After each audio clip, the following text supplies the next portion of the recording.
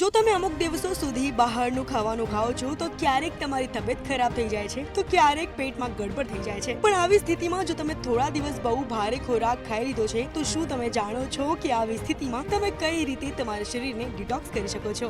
સૌથી પહેલી વસ્તુ કે ભારે ખાધા પછી શરીરમાંથી કચરો બહાર કાઢવા માટે શરીરને હાઇડ્રેટેડ રાખો, એટલે કે પૂરતા પ્રમાણમાં પાણી પીવાનું રાખો. બીજું કે ગ્રીન ટી પાચન અને ચયાપચયને મદદ કરે છે. તે એક ઉત્તમ ડિટોક્સિફાઈંગ પીણું માનવામાં આવે છે.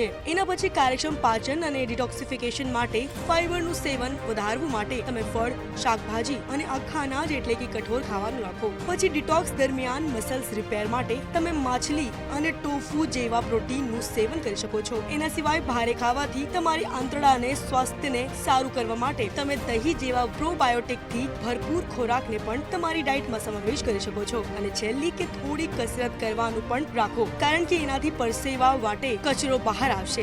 હાલ તો આ વિડીયોમાં બસ આટલું જ. આવા જ ઇન્ફોર્મેટિવ કોન્ટેન્ટ માટે તમે જોતા રહો મંતવ્ય ન્યૂઝ.